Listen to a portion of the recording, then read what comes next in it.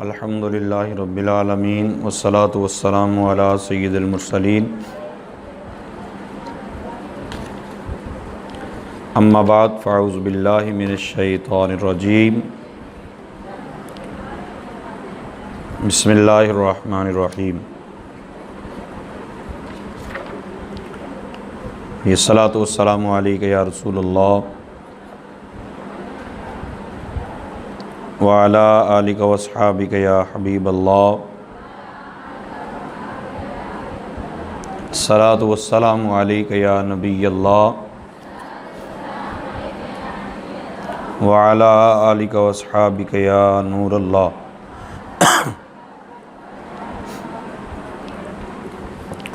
سورۃ الفاتحہ یہ بہت ہی زبردست سورت ہے۔ اس کے اندر اللہ تعالیٰ نے بندوں کو دعا مانگنے کا طریقہ ارشاد فرمایا۔ اس میں ایک آیہ کریمہ ہے ایاک نعبد و ایاک نستعین، ہم تجھی کو پوجیں اور تجھی سے مدد چاہیں۔ ایک بات ذہن میں رہے کہ قرآن پاک کی ایک ہی آیت کو لے کر کبھی بھی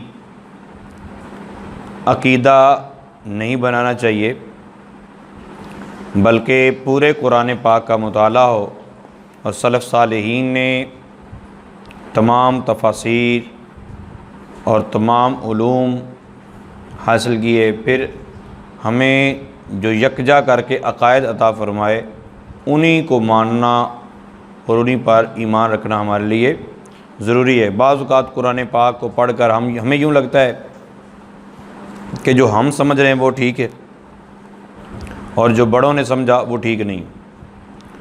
اسی میں سے ایک یہ بات بھی ہے کہ ہمارے بعض احباب اس آیت کو پڑھتے ہیں اور وہ یہ کہتے ہیں کہ اللہ تعالیٰ کے علاوہ کسی سے مدد نہیں مانگنی چاہیے، حالانکہ ایاک نعبد و ایاک نستعین کے اندر حقیقی مدد مراد ہے کہ جو کسی کا محتاج نہ ہو، جو کسی کی پرواہ نہ کرتا ہو۔ حقیقی مددگار کون ہے؟ وہ اللہ تعالیٰ کی ذات ہے، تو ہم حقیقی مددگار اسے ہی سمجھتے ہیں، لیکن اس کی عطا سے اس کے بندوں کو بھی مددگار سمجھتے ہیں۔ اس کی مثال سمپل آپ یہ لے لیں کہ آپ روڈ پہ جا رہے ہوں، اللہ نہ کرے روڈ ایکسیڈنٹ میں کسی بیمار کی یا بہت زیادہ انجری کی شکایت کی صورت میں آپ ہیلپ لائن پہ کال کرتے ہیں، 1122 والوں کو کال کرتے ہیں، تو اس کا یہ مطلب تھوڑا ہی ہے کہ آپ اللہ تعالیٰ سے مدد نہیں مانگ رہے، آپ ہیلپ لائن پہ کال کر رہے ہیں تو آپ اللہ سے مدد مانگیں، اللہ سے کہیں ایاک نعبد و ایاک نستعین۔ تو یہ ہیلپ لائن پہ کال کرنا، 1122 والوں کو مدد کے لیے پکارنا، یہ اس آیت کے خلاف نہیں ہے، کیونکہ وہ بھی اللہ تعالیٰ کے پیدا کیے ہوئے اسباب ہیں، تو ان سے مدد مانگنا ایسے ہی ہے جیسے اللہ سے مدد مانگنا۔ ایسے ہی انبیاء کرام، اولیاء کرام سے جو مدد طلب کی جاتی ہے اس میں ہمارا عقیدہ یہی ہوتا ہے کہ اللہ تعالیٰ کی عطا سے وہ مدد کرتے ہیں۔ اگر کسی کے ذہن میں یہ بات آئے کہ ایسا ٹھیک نہیں ہے تو پھر سورہ محمد کے اندر اللہ تعالیٰ ارشاد فرماتا ہے، اس پہ غور کیجئے گا، ان تنصروا اللہ ینصرکم، اگر تم اللہ کی مدد کرو اللہ تمہاری مدد کرے گا۔ اس کا مطلب یہ نہیں ہے کہ اللہ تعالیٰ مدد کا محتاج ہے، مطلب یہ ہے کہ تم میرے بندوں کی مدد کرو۔ تو ایاک نعبد و ایاک نستعین سے تو ہمیں یہ سمجھ آتا ہے کہ مدد صرف اللہ ہی کرتا ہے، تو پھر اللہ ہمیں کیوں کہہ رہا ہے مدد کرنے کو؟ تو دونوں چیزیں اپوزٹ آ گئی نا، ایک دوسرے کے مقابل آ گئیں۔ ایک اور سن لیجئے، سورہ صف کے اندر اللہ تعالیٰ ارشاد فرماتا ہے یا ایھا الذین آمنوا کونوا انصار اللہ، اے ایمان والو اللہ کے مددگار ہو جاؤ۔ کما قال عیسیٰ ابن مریم للحواریین من انصاری الی اللہ، جس طرح عیسیٰ ابن مریم نے اپنے حواریوں سے کہا کون ہے جو اللہ تعالیٰ کی طرف میری مدد کرے؟ قال الحواریون نحن انصار اللہ، تو حواریوں نے کہا کہ ہاں ہم ہیں اللہ تعالیٰ کی طرف مدد کرنے والے۔ تو حواریوں سے مدد مانگنا اور پھر حواریوں کا مدد کرنا اور پھر اللہ تعالیٰ کا یہ کہنا کہ اے ایمان والو تم بھی اللہ تعالیٰ کے مددگار ہو جاؤ، مطلب اللہ کے بندوں کے مددگار ہو جاؤ۔ اب ایک طرف اللہ فرما رہا ہے کہ مدد صرف مجھ سے ہی مانگنی چاہیے، اور دوسری طرف فرما رہا ہے کہ میرے مددگار ہو جاؤ۔ تو بظاہر یہ لگتا ہے کہ دونوں آیتیں ایک دوسرے کی مخالف ہیں، جبکہ حقیقت میں ایک دوسرے کی مخالف نہیں ہیں، بلکہ یوں کہہ لیجئے کہ جہاں بھی قرآن پاک میں غیر اللہ سے مدد مانگنا شرک قرار دیا ہے، غیر اللہ کو پکارنا شرک قرار دیا ہے، وہاں مطلب یہ ہے کہ اللہ تعالیٰ کے مقابل کسی کو لا کر کھڑا کرنا، کسی کو معبود سمجھ کر پکارنا، کسی کو معبود سمجھ کر مشکل کشا کہنا، کسی کو معبود یعنی خدا سمجھ کر اس سے حاجت روائی کرنا، یہ سارا کا سارا شرک اور کفر ہے۔ ہاں جہاں بھی یہ ذکر آئے کہ اللہ والوں سے مدد مانگنی ہے یا اللہ تعالیٰ کے پیارے مدد کرتے ہیں، جس طرح میں نے قرآن کی آیات پیش کی ہیں، تو مطلب یہ ہے کہ وہ اللہ تعالیٰ کی عطا سے کرتے ہیں۔ تو ہم میں سے بھی اگر کسی کا عقیدہ یہ ہے کہ نبی پاک صلی اللہ تعالیٰ علیہ وسلم اللہ تعالیٰ کی عطا سے مدد کرتے ہیں، تو یہ عقیدہ قرآن کے بالکل مطابق ہے۔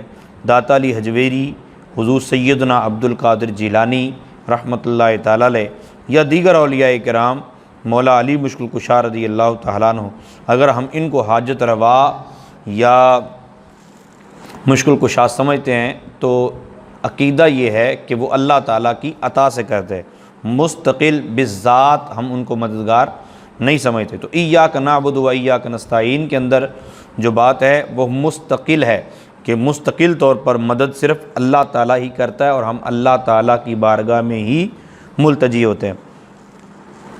اور دوسری بات، ہمارے ہاں ایک کنسیپٹ یہ ہے کہ بس آپ نے کلمہ پڑھ لی ہے تو بس اللہ اللہ کیجیے، اللہ تعالیٰ کے ولیوں کے ساتھ تعلق رکھنے کی کوئی ضرورت نہیں ہے، اللہ تعالیٰ کے ولیوں سے محبت اور پیار قائم کرنے کی کوئی ضرورت نہیں ہے، اس طرح کی باتیں کہی جاتی ہیں۔ تو یاد رکھیے گا، اللہ تعالیٰ کے ولیوں کو چھوڑ دینا اور یہ ذہن بنا لینا کہ اللہ تعالیٰ کے ولیوں کی اب کوئی کسی قسم کی ضرورت نہیں ہے، یہ عقیدہ قرآن کے مطابق درست نہیں ہے۔ قرآن کہتا ہے کہ اللہ تعالیٰ کے ولیوں سے پیار کیا جائے، اللہ تعالیٰ کے ولیوں کو یاد رکھا جائے اور اللہ تعالیٰ کے ولیوں سے تعلق برقرار رکھا جائے۔ اللہ تعالیٰ کے ولیوں سے تعلق کو برقرار رکھنے کی دعائیں تو اللہ تعالیٰ کے پیارے کرتے رہے، بلکہ اللہ تعالیٰ نے خود جو ارشاد فرمایا وہ بھی ہمیں قابل توجہ ہے، ہمیں سمجھنے کی ضرورت ہے۔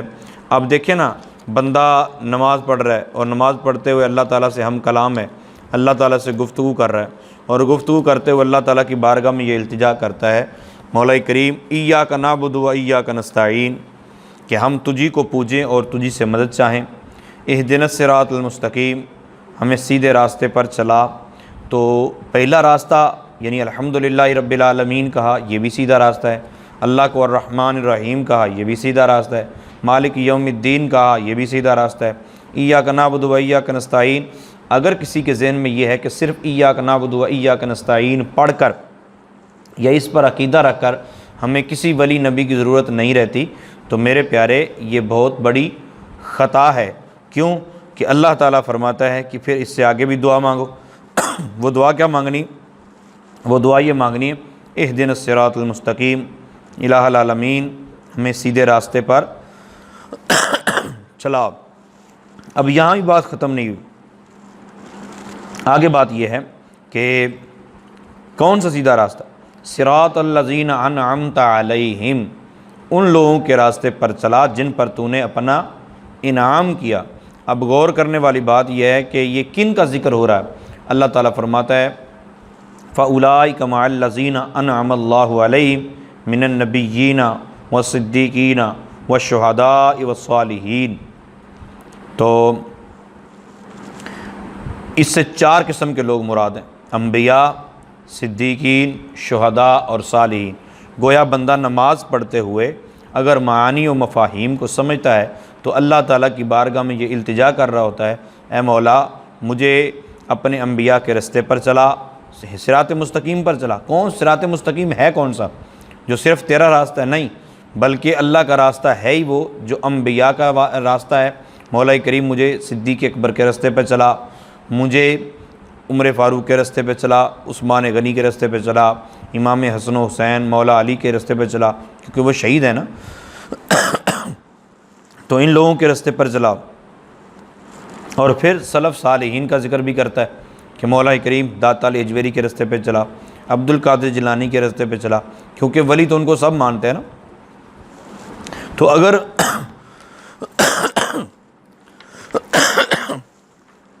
اللہ تعالیٰ کے ولیوں کی کوئی ضرورت ہی نہیں ہے، بس اللہ اللہ کہہ لینا ہی کافی ہے، تو غور کرنے کی بات یہ ہے کہ پھر ہمیں یہ دعا اللہ تعالیٰ نے کیوں تعلیم فرمائی۔ بلکہ اس سے بہتر ایک اور دلیل آپ کو عرض کر دوں،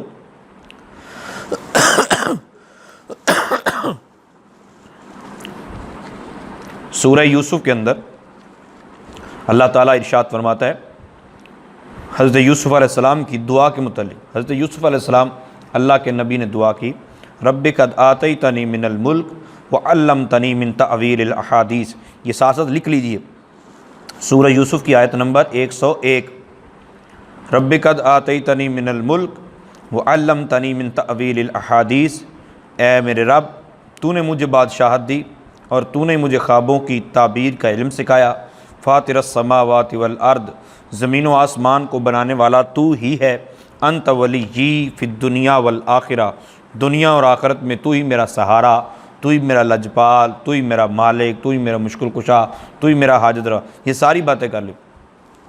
توفنی مسلمہ، اور مجھے مسلمان اٹھا، یعنی میں جب دنیا سے جاؤں تو حالت اسلام میں جاؤں۔ اب شیطان نے ہمیں جو وسوسہ دیا وہ یہ ہے کہ اگر کوئی بندہ اللہ تعالیٰ کو ایک مانے، توحید کا اقرار کر لے اور مسلمان دنیا سے چلا جائے، اس کو کسی نبی ولی کی ضرورت نہیں رہتی۔ تو میرے پیارے، اگر ذہن میں یہ ہے کہ مجھے اور آپ کو ضرورت نہیں رہتی، تو یہ قرآن کا بتایا وہ عقیدہ نہیں ہے۔ قرآن جو عقیدہ بتا رہا ہے وہ سیدنا یوسف علیہ السلام کی زبان سے کہ مولا کریم میں تجھے حاجت روا بھی مانتا ہوں، مشکل کشا بھی مانتا ہوں، مجھے حالت اسلام میں اٹھا۔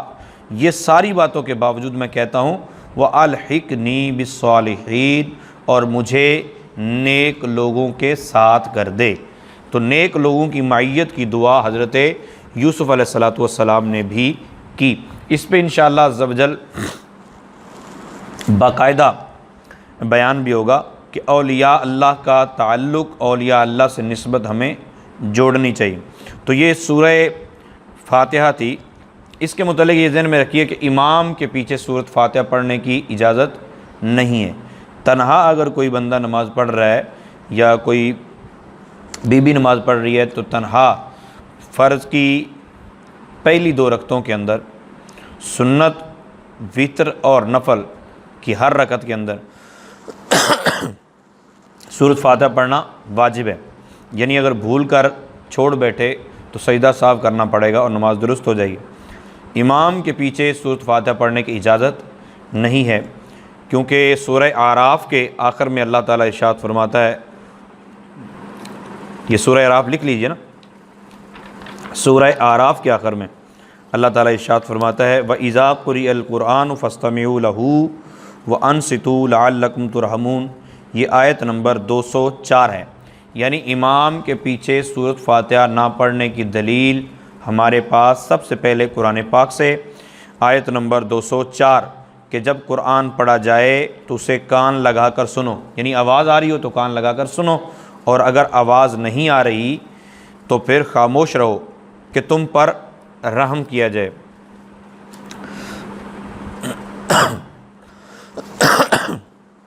پھر اس طرح صحیح مسلم کی روایت میں ہے کہ وَإِذَا قُرِئَ الْقُرْآنُ وَإِذَا إِنَّمَا جُعِلَ الْإِمَامُ لِيُؤْتَمَّ بِهِ، امام اس لیے بنایا جاتا ہے تم اس کی اقتداء کرو۔ وَإِذَا قَرَأَ فَأَنصِتُوا، یہ آگے جا کے یہ بات آئے گی کہ جب امام قرات کرے تم خاموش ہو جاؤ۔ بعض لوگ یہ سوال کرتے ہیں کہ جب امام قرات نہ کرے، تو میں یہ کہا کرتا ہوں کہ بھائی ایسے امام کو ہٹا دینا چاہیے کہ جو امام قرات نہیں کرتا۔ نہیں جی، وہ ظہر اور عصر میں امام قرات نہیں کرتا۔ آپ کو کس نے کہا ہے کہ امام قرات نہیں کرتا؟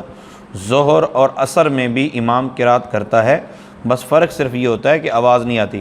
آج کل تو سپیکر کا دور ہے، وگرنہ بعض اوقات مغرب میں یا عشاء میں بھی ایسا ہو سکتا ہے کہ امام کو پہلی 3-4 صفوں تک آواز پہنچانے کی طاقت ہو اور پیچھے والوں کو آواز نہ آ رہی ہو، تو مطلب پھر یہ ہوگا کہ جن تک آواز جا رہی ہے وہ خاموش رہیں اور جن تک آواز نہیں جا رہی وہ پڑھتے رہیں۔ ایسا نہیں، امام کے پیچھے سورۃ فاتحہ، بلکہ آپ یوں ذہن میں رکھیں کہ قاعدہ یہ ذہن میں رکھنا ہے کہ امام کے پیچھے قرات کی اجازت نہیں ہے۔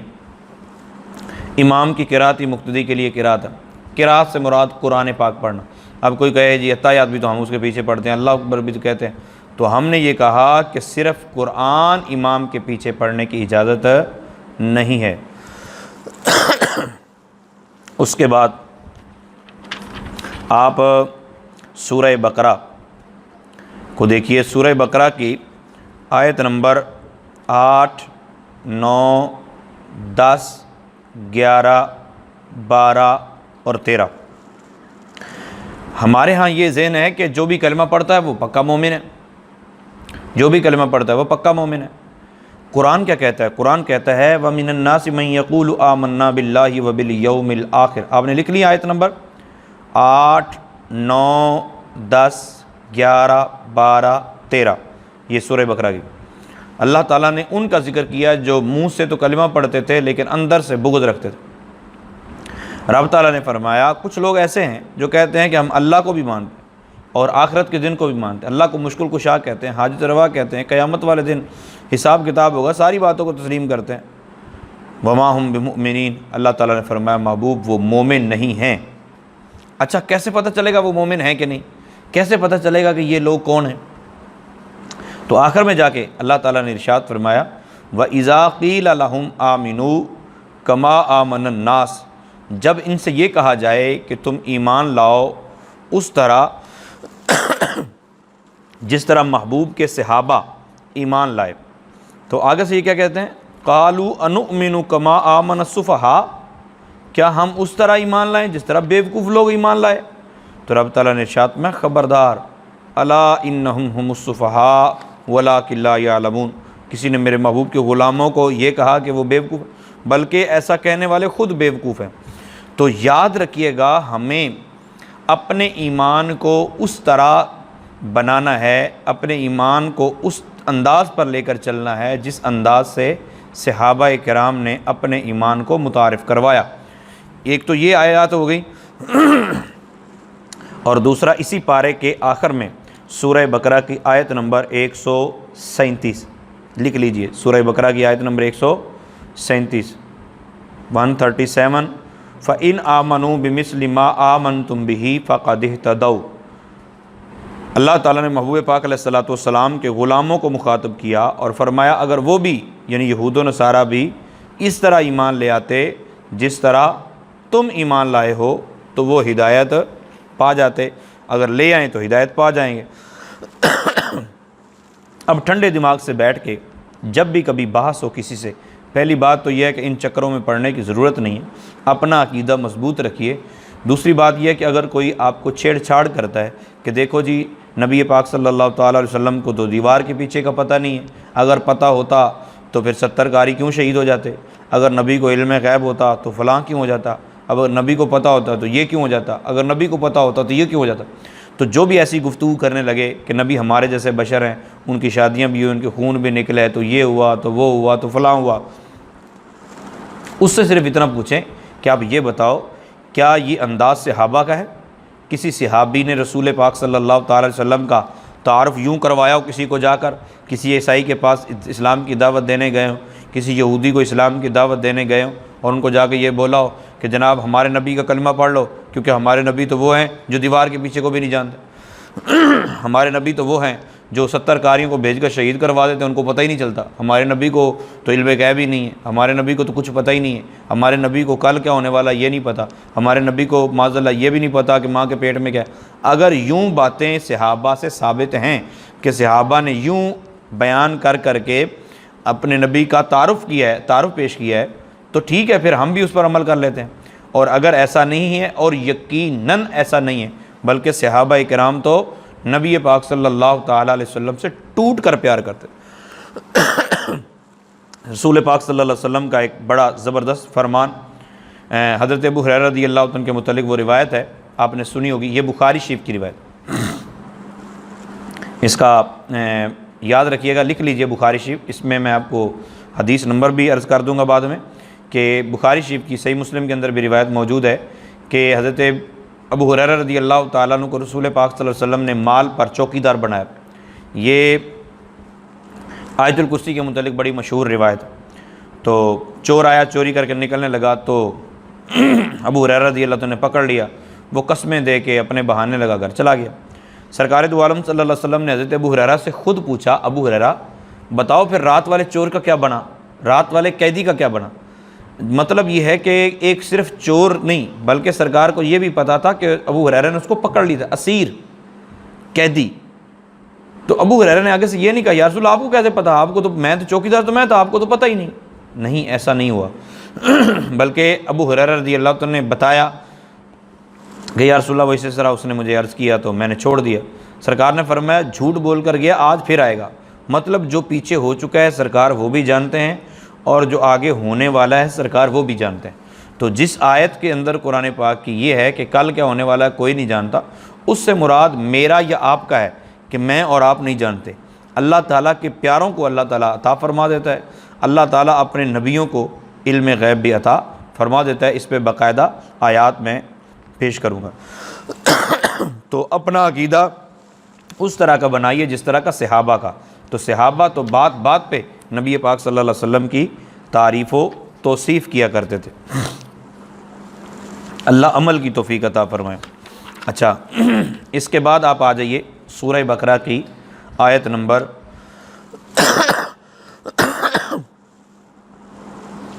30 اور 31۔ سورہ بقرہ کی آیت نمبر 30 اور 31۔ اللہ تعالیٰ ارشاد فرماتا ہے وَإِذْ قَالَ رَبُّكَ لِلْمَلَائِكَةِ إِنِّي جَاعِلٌ فِي الْأَرْضِ خلیفہ۔ محبوب یاد کرو جب آپ کے رب نے فرشتوں سے فرمایا کہ میں زمین پر اپنا ایک نائب بنانے والا ہوں۔ اب زمین پر اپنا نائب بنانا، اللہ تعالیٰ کو نائب بنانے کی ضرورت کیا ہے؟ اللہ تعالیٰ تو ضرورت سے پاک ہے، پھر اللہ تعالیٰ نے نائب کیوں بنایا؟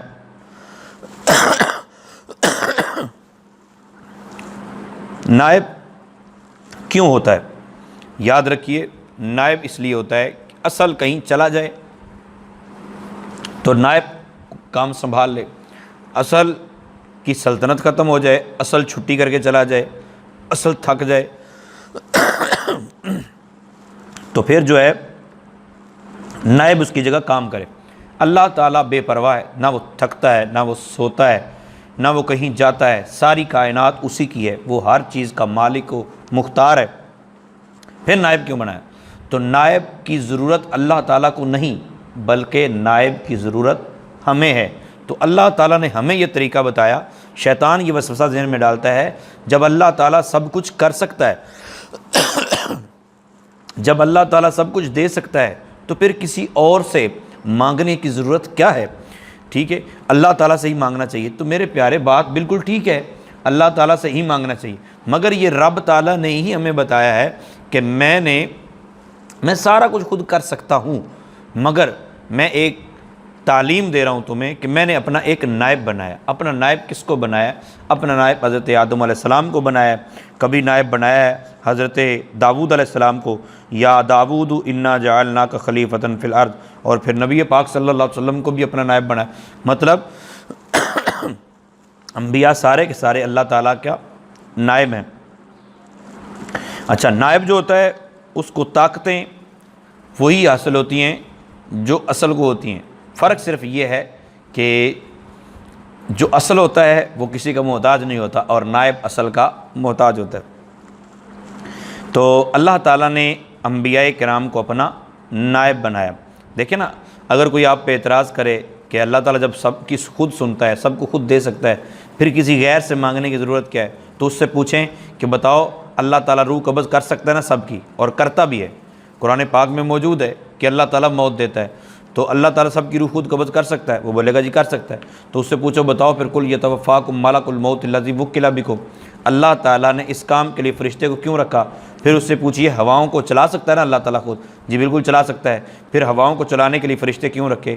بادلوں کو ہانکنے کے لیے فرشتے کیوں رکھے ہیں؟ ٹھیک ہے، اعمال نامہ لکھنے کے لیے فرشتے کیوں رکھے ہیں؟ اور بہت سارے کام ہیں جس کے لیے اللہ تعالیٰ نے فرشتے رکھے ہیں۔ تو فرشتے رکھنے کا مطلب یہ نہیں ہے کہ اللہ تعالیٰ وہ کر نہیں سکتا۔ اسی طرح ہمارا اللہ تعالیٰ کے پیاروں سے استمداد، اللہ کے پیاروں کا وسیلہ، اللہ تعالیٰ کے پیاروں سے مانگنے کا مطلب یہ نہیں ہے کہ اللہ تعالیٰ نہیں دے سکتا، بلکہ مطلب یہ ہے کہ اللہ تعالیٰ نے اپنے ان پیاروں کو کمالات عطا فرمائے ہیں تو ان پہ اللہ تعالیٰ راضی ہے۔ تو جب ہم ان سے طلب کریں گے تو اللہ تعالیٰ ان کے صدقے یا ان کے وسیلے سے طلب کریں گے تو اللہ تعالیٰ ہمارے حال پر بھی کرم فرمائے۔ مگر یہ یاد رکھیے گا کہ ہمارا یہ عقیدہ نہیں ہے کہ جو وسیلے کے بغیر مانگے اللہ اسے دے نہیں سکتا۔ جو کسی کو چھوڑ کر، مطلب رسول پاک صلی اللہ تعالیٰ علیہ وآلہ وسلم سے نہیں مانگتا، اللہ سے مانگتا ہے تو اللہ اسے دیتا نہیں، یہ ہمارا عقیدہ نہیں ہے۔ آیت نمبر 31 کے اندر آدم علیہ السلام کے علم غیب کا بیان ہوا کہ آدم علیہ السلام کو اللہ تعالیٰ نے کتنا علم تھا، غیب کا علم۔ ایک ذہن یہ بھی آتی ہے بات کہ جو چیز مل جائے وہ تو غیب نہیں رہتی۔ آپ کو بات سمجھ آ رہی ہے نا کہ جو چیز بندے کو پتہ چل جائے وہ تو غیب نہیں رہتی، تو جو نبی کو اللہ نے بتا دیا وہ غیب نہ رہا۔ تو یہ بڑی میٹھی چھریاں ہوتی ہیں کہ وہ دیکھیں جی جب اللہ تعالیٰ نے دے دیا ہے، جب اللہ تعالیٰ نے بتا دیا تو اب غیب تو نہ رہا۔ تو اس کا مطلب یہ ہوا جو چیز کا پتہ چل جائے وہ غیب نہیں ہے۔ تو مجھے بتائیے اللہ تعالیٰ کو علم غیب ہے؟ پھر یہ تو سب کا عقیدہ کہ اللہ کو علم غیب ہے، تو مجھے بتائیے اللہ تعالیٰ کو سب چیزوں کو پتہ، پھر اللہ کو علم غیب کیسے ہے؟ اصل معاملہ غیب کی تعریف یہ ہے خلاصتاً کہ جو چیز ہم سے غیب ہے اللہ تعالیٰ بغیر کسی کے بتائے اس کو جانتا ہے، لہٰذا اللہ عالم الغیب ہے۔ اس بات کو دہرا لیجئے، ذہن میں بٹھا لیجئے کہ جو چیز ہم سے غیب ہے، ہم سے چھپی ہوئی ہے، ہم آنکھ سے دیکھ نہیں سکتے، ناک سے سونگھ نہیں سکتے، زبان سے چکھ نہیں سکتے، کان سے سن نہیں سکتے، ہاتھ سے پکڑ نہیں سکتے، کسی دنیاوی ذریعے سے اس کا پتہ نہیں کر سکتے، وہ چیز ہم سے غیب ہے۔ اللہ تعالیٰ بغیر کسی کے بتائے اس کو جانتا ہے، لہٰذا اللہ عالم الغیب ہے، لہٰذا اللہ عالم الغیب ہے۔ اور وہی چیزیں جو ہم نہیں جانتے، توجہ کیجئے، وہ چیزیں جو ہم نہیں جانتے، حواس خمسہ سے محسوس نہیں کر سکتے، کسی انسانی ذریعے سے پتہ نہیں کر سکتے، وہی چیزیں نبی پاک صلی اللہ تعالیٰ علیہ وسلم اللہ کی عطا سے جانتے ہیں، وہی چیزیں اللہ کے ولیوں کو اللہ تعالیٰ نے عطا فرمائی ہیں تو ولی جانتے ہیں، لہٰذا نبی پاک صلی اللہ تعالیٰ علیہ وسلم غیب جانتے ہیں، نبی پاک صلی اللہ علیہ وسلم کو علم غیب ہے، اور سرکار دو عالم صلی اللہ علیہ وسلم کے وسیلے سے اللہ تعالیٰ کے پیاروں کو بھی علم غیب حاصل ہے۔ اس پہ باقاعدہ پورا لیکچر ہوگا، اس پہ انشاءاللہ عز و جل ساری قرآنی آیات جو ہیں وہ پیش کر دی جائیں گی۔ آدم علیہ السلام، آج میرے سامنے یہ مائک لگا ہوا ہے، آپ کے سامنے بکس پڑی ہیں، آپ کے سامنے سٹینڈ پڑے ہوئے ہیں جن کے اوپر آپ نے بکس رکھی ہوئی ہیں۔ یاد رکھیے گا اللہ تعالیٰ فرماتا ہے وَعَلَّمَ آدَمَ الْأَسْمَاءَ كُلَّهَا، اللہ تعالیٰ نے آدم علیہ السلام کو تمام اشیاء کے نام سکھائے۔ قیامت تک جو چیز پیدا ہونی تھی اس کے جتنے نام تھے، جس زبان میں بھی جتنے نام تھے، مثال کے طور پہ آپ جس میں آٹا گوندتے ہیں نا اس کو بعض لوگ تنگاری کہتے ہیں، بعض لوگ اس کو بٹھر کہتے ہیں، بعض اس کو پرات کہتے ہیں، بعض اس کو کنالی کہتے ہیں، بعض اس کو تامیا بھی بولتے ہیں۔ ہم لوگ تو تامیا اس کو بولتے ہیں جو بڑا ہوتا ہے جس کے اندر پانی ڈالتے ہیں، لیکن بعض علاقوں میں یہ جس کے اندر آٹا گوندتے ہیں اس کو بھی تامیا بول رہے ہیں۔ تو ایک چیز کے جتنے نام تھے اللہ تعالیٰ نے آدم علیہ السلام کو وہ چیزیں بھی دکھا دی اور ان کے نام بھی بتا دیے۔ اور کمال کیا ہے کہ آدم علیہ السلام تو قیامت تک کی چیزوں کا نام پتہ ہے، اور کوئی اٹھ کے یہ کہے کہ ہمارے نبی صلی اللہ تعالیٰ علیہ وسلم کو نہیں پتہ فلاں چیز کا، میرا نہیں پتہ، فلاں کا نہیں پتہ، فلاں کا نہیں پتہ، تو یہ عقل سے آری لوگ ہوتے ہیں۔ اللہ تعالیٰ عقل سلیم عطا فرمائے، کیونکہ اللہ تعالیٰ نے تمام انبیاء سے بڑھ کر ہمارے آقا صلی اللہ تعالیٰ علیہ وسلم کو رتبہ عطا فرمایا۔ اس کے بعد لکھیے سورۃ البقرہ کی آیت نمبر 45، سورۃ البقرہ کی آیت نمبر 45، وَاسْتَعِینُوا بِالصَّبْرِ وَالصَّلَاةِ،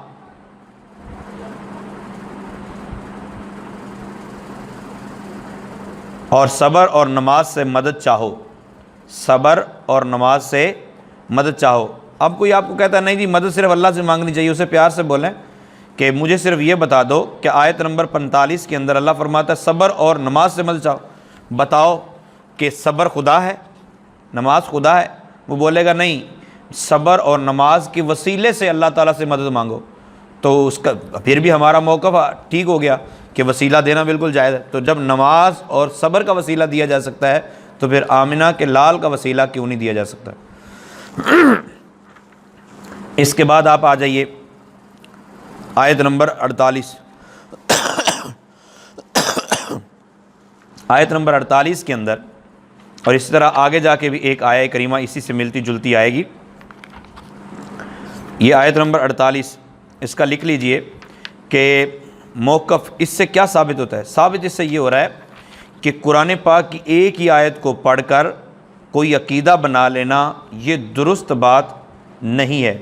اس کے بعد یہ بات آئے گی آیت نمبر 123 کے اندر، سورہ بقرہ کی آیت نمبر 123 کے اندر، 48 کے اندر بھی اور 123 کے اندر بھی۔ آپ کوئی بھی بحث کرنے والا جو ہے، دیکھیں میں یہ ساری باتیں آپ کو ڈیفینس کے لیے پیش کر رہا ہوں کہ جب کوئی آپ سے بحث کرتا ہے تو آپ ان کو پیار سے لاجواب کر دیں۔ کوئی کہتا ہے کہ نبی سفارش نہیں کر سکتا، کوئی ولی سفارش نہیں کر سکتا، کوئی کسی کا پرسان حال نہیں ہوگا، کوئی کسی کو پوچھے گا نہیں، اس سے پیار سے پوچھیں اچھا یہ بتائیں کہ حافظ 10 گھر والوں کی شفاعت کرے گا، رمضان شفاعت کرے گا؟ تو بولے گے ہاں جی کریں گے۔ جو حافظ قرآن ہے وہ 10 گھر والوں کی سفارش کرے گا؟ تو اس سے کہیے کہ قرآن پاک کی آیت میں تو اللہ تعالیٰ یہ فرماتا ہے وَاتَّقُوا يَوْمًا لَا تَجْزِي نَفْسٌ عَن نَفْسٍ شَيْئًا وَلَا يُقْبَلُ مِنْهَا شَفَاعَةٌ، کہ کوئی کسی کی سفارش قبول نہیں کی جائے گی، اور قیامت والے دن سے ڈرو جس دن کوئی جان دوسری جان کا بدلہ نہیں ہوگی، ٹھیک ہے، نہ کچھ لے کر جان چھوڑی جائے گی، تو شفاعت بھی قبول نہیں ہوگی۔ تو تم کہہ رہے ہو 10 گھر والوں کی سفارش حافظ قرآن کرے گا؟ وہ کہے گا بھائی اصل میں نا یہاں مراد ہے کافر کی کوئی سفارش نہیں ہوگی۔ اس سے پوچھو کہ کافر کا یہاں نام کہاں لکھا ہے؟ یہاں تو مطلقاً ہے۔ بولے گا نہیں یہاں مفسرین کرام نے فرمایا ہے کہ کافر کی سفارش قبول نہیں کی جائے گی۔ تو مطلب یہ ہوا کہ جب اپنے حافظ صاحب کی بات آئی تو ہم نے کہا قرآن پاک کی تفسیر کو مانیں گے، اور دوسری جگہ پہ قرآن میں موجود ہے من ذا الذی یشفع عندہ الا باذنہ، کہ کون ہے جو اللہ کے ہاں کسی کی سفارش کرے مگر اس کی اجازت سے۔ پتہ یہ چلا کہ ایک طرف تو یہ ہے کہ بالکل سفارش نہیں ہوگی، اور ایک آیت میں ہے کہ اللہ کی اجازت سے سفارش ہوگی۔ تو مطلب دونوں آیتیں ٹھیک ہیں۔ جہاں مطلقاً سفارش سے منع کیا گیا ہے وہاں مراد ہے کافر کی سفارش نہیں ہوگی، اور جہاں اجازت ہے وہاں مراد یہ ہے کہ اللہ کے پیارے سفارش کر سکیں گے۔ تو دونوں آیتیں ٹھیک ہو گئی۔ اسی طرح میں یہ کہہ رہا تھا کہ جہاں مدد کرنے کی بات ہے مراد یہ ہے کہ اللہ تعالیٰ کے پیارے اللہ کی اجازت سے مدد کر سکتے ہیں، اور جہاں مدد کو شرک کہا گیا غیر اللہ سے مدد کو، وہاں مراد یہ ہے کہ کسی کو معبود سمجھ کر پکارا جائے یا یہ سمجھا جائے کہ وہ معبود ہے لہٰذا وہ مدد کرتا ہے تو وہ شرک ہوتا ہے۔ اسی طرح آپ کو سر کھپانے والے یہ کہیں گے قرآن میں فلاں جگہ لکھا ہے نبی کو علم غیب نہیں ہے، فلاں جگہ لکھا ہے علم غیب نہیں، تو اسے کہو بھائی ہم دوسری جگہ پڑھ چکے ہیں کہ اللہ تعالیٰ نے علم غیب عطا فرمایا، جس طرح سورہ جن میں ہے عالم الغیب فلا یظہر علی غیبہ احدا الا من ارتضی من رسول۔ تو قرآن کی ایک آیت کو پڑھ کر یہ ثابت کر دینا کہ نبی کے پاس علم غیب نہیں ہے، یہ درست انداز نہیں ہے، وگرنہ پہ تمہارا حافظ بھی شفاعت نہیں کر سکے گا۔ امید آپ میری بات کو سمجھ گئے ہوں گے کہ یہ جو 48 نمبر آیت ہے یہ میں نے بطور الزام آپ کو پیش کیا ہے کہ اگر کوئی بات کرتا ہے کہ نہیں فلاں آیت میں تو یہ بات لکھی ہے، اسی کو پھر اس آیت میں یہ بات لکھی، اس کا مطلب یہ ہوا کوئی سفارش نہیں کرے گا، تو فوراً وہ کہے گا نہیں نہیں نہیں سفارش، اس کا مطلب یہ ہے، تو اسے بولیں کہ اس کا مطلب بھی یہ ہے کہ اللہ تعالیٰ کی عطا کے بغیر نبی پاک صلی اللہ علیہ وسلم غیب نہیں جانتے اور اللہ تعالیٰ کی عطا سے جانتے ہیں، یہ ہم عقیدہ رکھتے ہیں۔ اس کے بعد آپ آگے آ جائیے، قرآن پاک کے اندر اللہ تعالیٰ نے یہ سورہ بقرہ کی آیت نمبر 87 88 89 بلکہ آپ 89 لکھیے 89، اس میں اللہ تعالیٰ نے بڑی پیاری بات ارشاد فرمائی۔ باتیں اللہ تعالیٰ کی ساری پیاری ہیں، لیکن یہ کمال ہے کہ ہمارے دلوں کے لیے راحت کا سامان پیدا ہو گیا، ہمارا عقیدہ۔ اللہ فرماتا ہے وَلَمَّا جَاءَهُمْ كِتَابٌ مِّنْ عِنْدِ اللَّهِ مُصَدِّقٌ لِّمَا مَعَهُمْ، یہ بات ہو رہی ہے نبی پاک صلی اللہ تعالیٰ علیہ وسلم سے پہلے جو یہود تھے نا، یہودی مدینے میں رہتے تھے یا آس پاس جو بھی رہتے تھے، ان کی بات اللہ تعالیٰ فرما رہا ہے کہ جب ان کے پاس، یہودیوں کے پاس محبوب آپ کتاب لے کر آ گئے یا آپ خود تشریف لے آئے، جو ان کے پاس ہے اس کی تصدیق کرتے ہیں، یعنی تورات کو رسول پاک صلی اللہ علیہ وسلم فرماتے ہیں کہ یہ حق کتاب ہے، تو ہوا کیا؟ اللہ تعالیٰ فرماتا ہے محبوب آپ کے آنے سے پہلے، آپ کے دنیا میں جلوہ گر ہونے سے پہلے نبی پاک صلی اللہ تعالیٰ علیہ وسلم کے وسیلے سے یہ لوگ دعائیں کرتے تھے، نبی پاک صلی اللہ علیہ وسلم کے وسیلے سے یہ لوگ دعائیں کرتے تھے۔ اللہ تعالیٰ فرماتا ہے وَكَانُوا مِن قَبْلُ يَسْتَفْتِحُونَ عَلَى الَّذِينَ كَفَرُوا، حالانکہ اس سے پہلے یہ مدد چاہتے تھے، وسیلہ پیش کر، یستفتحون مدد چاہتے تھے، علی الذین کفروا کافروں پر، مطلب محبوب آپ کے وسیلے سے کافروں کے ساتھ، یعنی یہودیوں کی جب بھی کسی غیر مسلم سے جنگ ہوتی سرکار کے آنے سے پہلے، ظاہر ہے وہ مومن تھے، تو یہ نبی کا وسیلہ دیتے کہ مولا کریم تجھے آخری نبی کا وسیلہ ہمیں فتح دے دے، تو اللہ تعالیٰ فتح عطا فرما دیتا۔ فلما جاءہم ما عرفوا کفروا بہ فلعنۃ اللہ علی الکافرین، اللہ تعالیٰ فرمایا جب وہ محبوب آ گیا اور انہوں نے اس کو پہچان بھی لیا تو اس سے انکار کر دیا۔ اچھا، میں یہ بتانے لگا تھا کہ قرآن کی سورہ بقرہ کی آیت نمبر 28، سورہ بقرہ کی آیت نمبر 28 وہ یہ کہتی ہے کہ ماں کے پیٹ میں 120 دن سے پہلے جو بچہ ہوتا ہے وہ مردہ ہوتا ہے، اور باپ کی پشت میں بھی جو بچہ ہوتا ہے وہ مردہ ہوتا ہے۔ کیف تکفرون باللہ وکنتم امواتا فاحیاکم، تم خدا کے منکر کیسے ہو سکتے ہو حالانکہ تم مردہ تھے، اسے تمہیں زندہ کیا۔ ثم یمیتکم، پھر وہ تمہیں مارے گا، یعنی جو ہمارے ہاں موت آتی ہے اس موت کا ذکر۔ ثم یحییکم، پھر وہ تمہیں زندہ کرے گا، قبر میں زندہ کر دے گا۔ ثم الیہ ترجعون، اور پھر قیامت کے دن تم اٹھائے جاؤ۔ میرا موقف ابھی اس سے یہ ثابت کرنا ہے کہ رسول پاک صلی اللہ تعالیٰ علیہ وسلم کے بارے میں اگر کسی کا یہ عقیدہ ہے کہ نبی صلی اللہ تعالیٰ علیہ وسلم کا وصال ہو گیا تو اب ان کا وسیلہ نہیں دے سکتے، کیونکہ جو حالت موت میں ہو، جو وصال کر جائے، جس کی وفات ہو جائے، اس کا وسیلہ دینا جائز نہیں ہے۔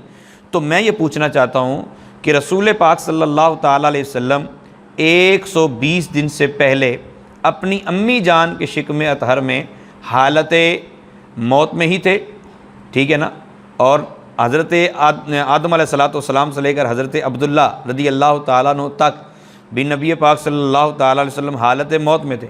وہ علیحدہ بات ہے کہ اس موت کی حالت کو آپ کیا سمجھے ہیں اور ہم کیا سمجھے ہیں۔ نبی پاک صلی اللہ تعالیٰ علیہ وسلم تو اس حالت میں ہوتے ہوئے بھی قرآن کہتا ہے الم تر کیف فعل ربک باصحاب الفیل، کہ محبوب آپ نے نہیں دیکھا آپ کے رب نے ہاتھی والوں کے ساتھ کیا کیا۔ وہ مطلب یہ ہے کہ محبوب تو ماں کے پیٹ میں ہوتے ہوئے بھی دیکھ رہے تھے، ٹھیک ہے، باپ کی پشت میں ہوتے ہوئے بھی دیکھ رہے تھے، تو نبی پاک صلی اللہ علیہ وسلم حالت موت میں تھے، اس کے باوجود یہود و نصارہ، یہودی جو ہیں وہ وسیلہ دیتے رسول پاک صلی اللہ علیہ وسلم کا۔ جب اس وقت وسیلہ جائز ہے تو آج رسول پاک صلی اللہ علیہ وسلم قبر انور میں ہیں، تو آج بھی وسیلہ بالکل جائز اور درست ہے۔